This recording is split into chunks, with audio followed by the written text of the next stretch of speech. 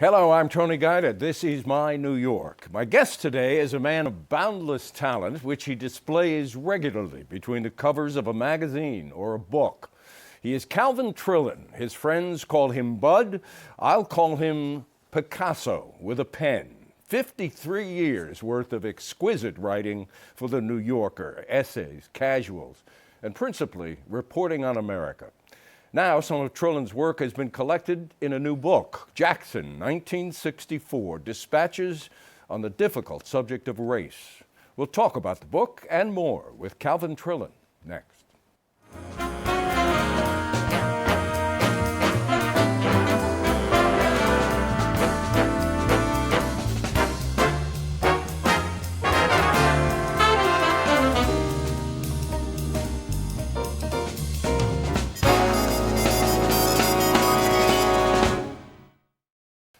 I'm happy to be here with Calvin Trillin, whose new book is coming out at the end of June. Its formal title is Jackson, 1964, and Other Dispatches from 50 Years of Reporting on Race in America. Welcome. Thank you. You got your introduction to the subject, I guess, and the South, coming out of the Army and working for Time Magazine, being assigned to the Atlanta Bureau. So you're maybe, what, 22 years old?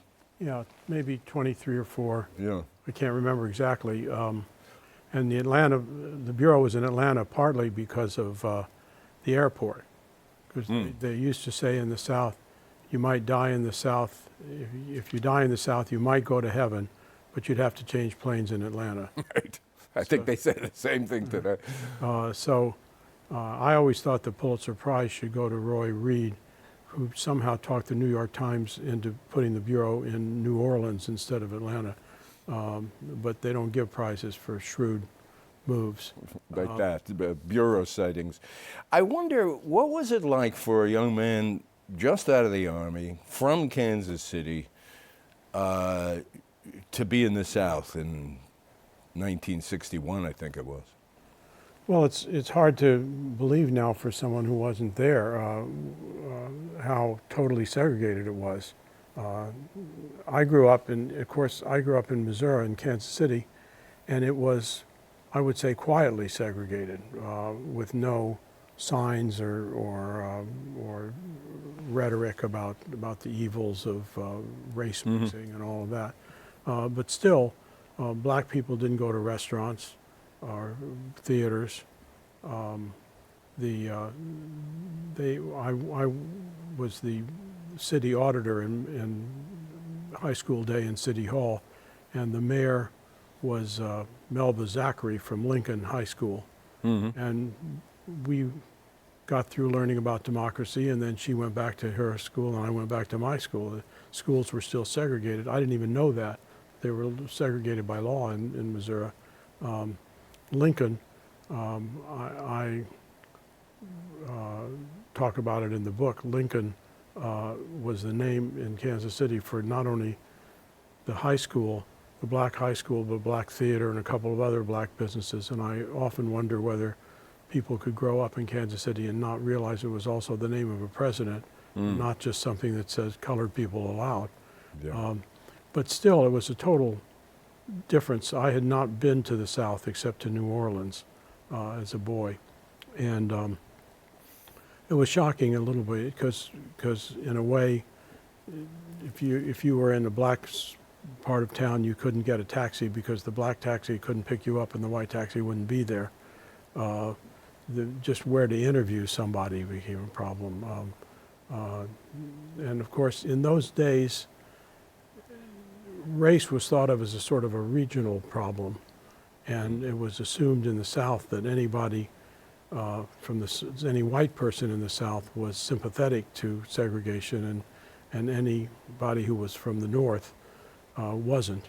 And so the first question that a sheriff would ask if he stopped you for, say, not stopping long enough at a stop sign was, "Where are you from?" And I work out of the Atlanta Bureau was not considered an adequate response. No. Yeah, I lived in Georgia for a time later than that, and there was very much made about the license plate. If you were, because they could tell the county and the Right. city you were from just by the way the numbers were, and it made a difference and stuff Yeah. like that. Did you have a sense? I mean, you're running into something you had never encountered before. Did you have even a sense that this subject, race, would become a major theme for you throughout your reporting? I really didn't. I was told by the head of the news service at the time that I was the first person who actually wanted to go to Atlanta. There happened to be an opening in that bureau, and it also happened that I was there at a time of a lot of activity. As you probably know, because there wasn't any serious pressure from Washington in those days, partly because the Senate was controlled by the Democrats, who seniority was from the South. From the South, yeah. There were periods when nothing happened. I mean, say between the Montgomery bus boycott and the first sit-ins, nothing happened as far as reporters were concerned. Something happened if you were black in the South, you had to be careful. But I happened to be there at a time with a lot of activity, the sit-ins, the Freedom Ride, the integration of the New Orleans schools, and I think it's when I realized that that's what I wanted to do. It was still a time in those days when you say, maybe I'll go to law school or something like that. That's what I said. Maybe I'll go to Law school was always the kind of the fallback. the fallback. But I think the thing that really captivated me about the story was that it involved regular people, and not necessarily politicians or movie stars or something, but say a white woman who has to decide whether to take her 6-year-old through a mob of yelling people to school, which is being boycotted by the white people, or a student deciding whether he really wants to volunteer to be on the first bus of the Freedom Ride Sure. into Jackson. So it was ordinary people making at times for them sort of momentous decisions, which. Well, you're right about, I think your first book was about what I would perhaps call two ordinary people, Charlene Hunter and Hamilton Holmes, the two African-American Atlanta high school students who integrated the University of Georgia. You wrote a book called An Education in Georgia about Right. them and that whole process. And how they changed. Ironic how they changed. It comes very clear through here are two people who are trying to lead their people to something, Right. and yet they seem reluctant and even almost not turning away, but they're not integrating. They're No, they're there, and ironically, they were the two sort of people who would have been kind of campus leaders ordinarily. I mean, Hamilton was a football player, and I think he was the valedictorian of the high school, and Charlene was maybe 2 or 3 academically, and was probably the homecoming queen, and yet they were totally marginalized at the University of Georgia. And so, yeah, they were there as sort of symbols. And they were uncomfortable as symbols because they were a different kind of student hero, which is they were heroic just to show up to class. They didn't have to win football games or anything, but so it seemed strange for both of them. I think Hamilton was from a family that had always been involved in civil rights and everything, and so to him it was sort of a duty. And he, on Friday, got in his car and went back to Atlanta from Athens, where the university is, and came back to class. And I think his idea was just going to beat the crackers at their own game. And he was Phi Beta Kappa, and he did, but he was fairly miserable. It's funny because I hadn't seen Hamilton for a while, and then he's gone now. He died young. He was also the first black student at Emory Medical School. And when he died, he was the head of a hospital in in Atlanta. But his family is a very jolly family. His father and his grandfather was a doctor whose main ambition was to shoot his age in golf, which he eventually did. And they were really jokey, kind of jolly people. And Hamilton seemed very grim. And then I went back to make a speech in Atlanta, and a friend of mine said he was going to have a party, and who do I want to invite over? And I said, see if you can find Hamilton and his wife. And he did, and I found him just like the rest of his family. And I think I hadn't realized until then how much tension he'd been under, because he was the one who was more likely to be hurt, really, physically than Charlene, even though the fraternity boys were not above throwing bricks at her dorm room. But he got through, and he showed the crackers. Yeah. Let's move on to talk about this book, which is a collection of your essays on the subject of race over the years. And I was interested in a quote from the publicity department about the book, which says that these are 20 essays that could just as easily be written today: police shootings, school segregation, voting rights, and more. And I don't think they meant to suggest you wrote this easily, Right. But the point does seem cogent, doesn't it? Yeah, and one of the pieces is from the 70s. It's about a white policeman shooting a black man in Seattle. Yeah, a stop and frisk. Stop and frisk, basically.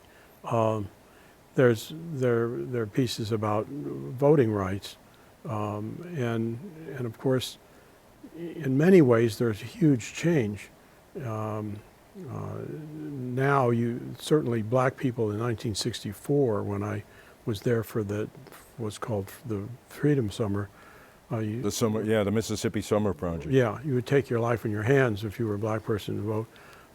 Now, you're not likely to get your house burned down. On the other hand, you're likely in many states, not just in the South, to be asked for 2 photo IDs or whatever they think you don't have. It's a good point you make. I was looking into the statistics on that, and right now, I had put them down here somewhere, but in the offhand I can't find them. But I think it's 33 states now require some sort of voter ID in order to vote, and 17 of those states require a photo ID, principally a license. And many of the states that, well, perhaps not many, some of the states that have that requirement have made it a lot more difficult to get the ID, to get the they've closed down DMV offices, and these are largely in the South, but some up north too. And if you don't have a car, there's a way to get an ID which the people who put these laws into effect say would do just as well, except those offices are open at odd hours, and so in a way it's just a different way of trying to keep people from voting. Certainly, the University of Georgia, which now has a building named after Charlene and Hamilton, and has plenty of black students. On the other hand, segregation in schools around the country is almost totally what it was before. I mean, well, another of your pieces is on that subject, I think, from Denver. And we see a turmoil over busing, and afterwards the federal government stepping in, and the end of the tale is that as recently as 2011 or 12, the schools was just what they were. Just what they were 40 years ago. And you can see great progress in a way. I mean, when I went to Jackson for one of the commemorations of the Freedom Ride, 50-year commemoration, the mayor of Jackson and the police chief of Jackson were both black. Well, that's some progress. On the other hand, say if you look at say the Confederate flag Yeah. I came down, after 9 people were murdered South Carolina. in South Carolina. Someone said in one of those commemorations of the Freedom Ride, when we were in Mississippi in 1961, did we ever think there'd be a black president? And I said, when we were in Mississippi in 1961, I would have settled for a black policeman. I mean, let alone a president. On the other hand, if you look at the statistics about school integration, and you see all these academies and charter schools and everything, in a way, what that means, if you look at it in a different way, is that people have more or less given up on school integration, and they're trying to make what amount to black schools or Latino schools better. Yeah. A particular piece, one of the pieces in the book struck me because it seems to have so many echoes today, and it was a piece about Houston in 1970, where a black militant was convicted of giving away one marijuana cigarette and sentenced to 30 years in prison. And you write that no one but the blacks in Houston found that an outrageous sentence. Right. Conviction was vacated after a number of years, but the man was never the same. And it got me thinking about that, but about the so-called war on drugs, and how, according to prison statistics, our prison population in this country, from when the war on drugs began to roughly 2008, 2009, quadrupled. And there's like 2.3 million people in prisons now, and nearly 40% of them are black, imprisoned at 6 times the rates of whites. Right. I mean, here you're almost presaging this with the piece from Houston in Yeah, and Leotis Johnson, the guy who was given 30 years, the prosecutor actually only asked for 20, and the jury, or the judge, I think it was the jury, upped it to 30. Well, that doesn't happen anymore. On the other hand, as you just outlined, there's a huge number of black prisoners, convicts, for nonviolent crimes with long sentences. This war on drugs business and the Rockefeller Act and all that. And we're now at a point where even conservatives are wondering whether, aside from being unjust, this is really self-defeating. I mean, to keep fathers out of their neighborhoods, to keep people in jail who haven't really hurt anybody, and so at least we're talking about that now. But 30 years would probably not happen now. But certainly a lot of those people in jail, particularly the ones with the Rockefeller drug laws. It's pretty close. Yeah.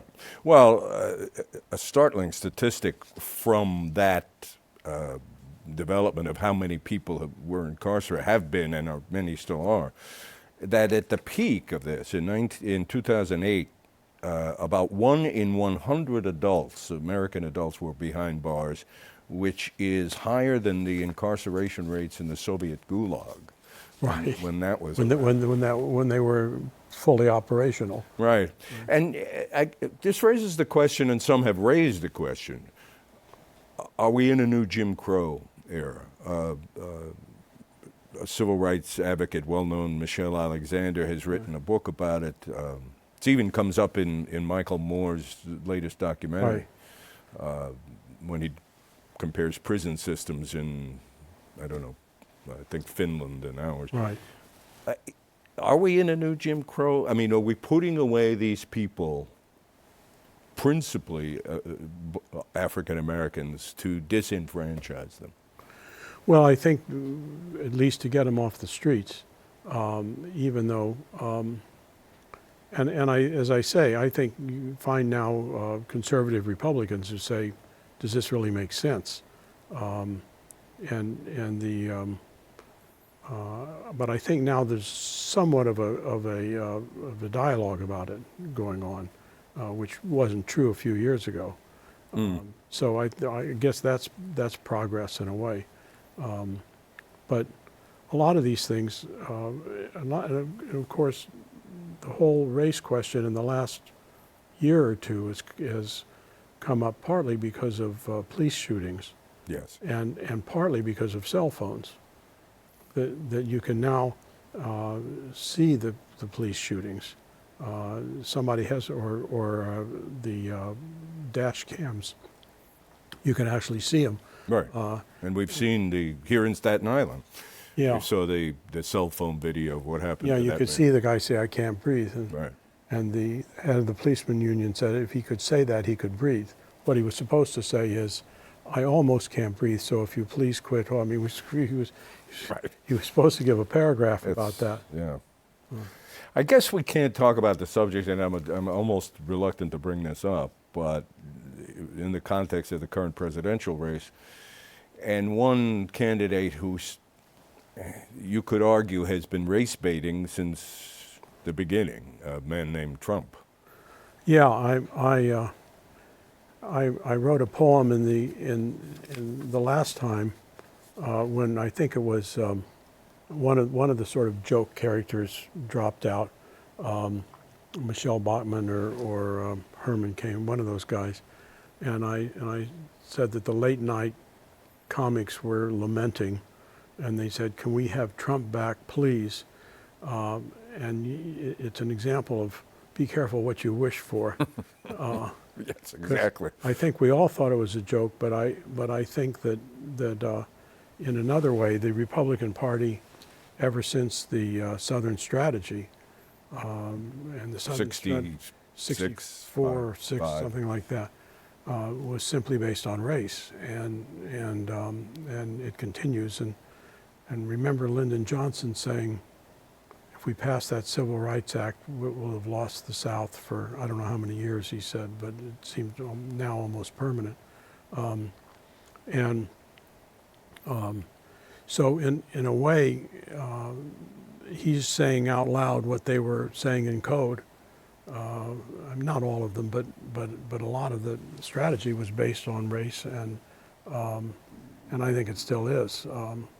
And what Trump is saying, and he's a crude man, so he's saying it in a crude way, is something that they've sort of danced around for the last 20 or 30 years. Yeah. Well, for our audience who may not know, among his many talents, Calvin is the deadline poet, as it's called, for The Nation magazine, writing a poem a week. And one of them on this subject was entitled "Selecting a Presidential Nominee Through Primaries," reflecting the I don't know, the pressures within the Republican Party. Do they let this guy, go on, or do they try to challenge him in a convention? Anyway, by Calvin Trillin. Approval of reform was quite emphatic. Let's let the voters vote. That's democratic. But now a question that's distressing looms. Could we, in fact, prefer those smoke-filled rooms? Yeah. In 2004, I had to be the MC of a Nation event after George W. Bush got reelected, and I said something that may be relevant now. I said, if I seem less dispirited than most of the people here, it's because I already have a house in Canada. Certainly talking about it now. Canada's getting a lot of publicity this year. Yes. And most of it great for Yeah, Canada. great. But Well, I do. I live in Canada in the summer in Nova Scotia, and I said at one point, I boasted that I had written the most consecutive columns on a Canadian subject of any American columnist, 2. And that record still stands. I So think it probably any does. publicity they could get is fine. Yeah. Well, I mean, we've been discussing a very serious subject, race, with Mr. Trillin, and we can't leave the subject of humor, of which he's a master as well. And many of his humorous pieces have been collected in a book for a few years ago called "Quite Enough" of Calvin Trillin. One that I liked in there, where you were writing about politicians, was about Nixon. His quick response to any news is break the law or blame the Jews. Every week in the nation. Well, or every issue, because it doesn't come out. Oh, that's right. It doesn't come only out comes out every other week every in the other week. summer, even though the downtrodden are oppressed every day of the year. And I'm sure you've made Mr. Navansky aware of that. Yes, we don't care about them. And yeah, and last time there were a lot of good candidates. Last time when I wrote about Mitt Romney, Mitt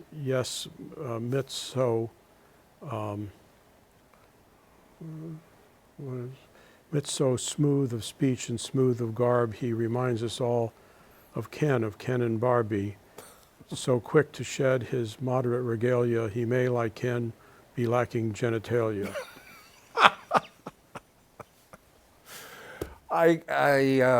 Some of Calvin's humor is on the subject of food. He's a wonderful foodie and food writer, and I'd be remiss if we didn't include in this program a question about a very important and long-standing campaign of yours to replace the traditional American Thanksgiving meal. Tell us what you intend to do and how's it going? Well, I proposed that we changed it from turkey to spaghetti carbonara.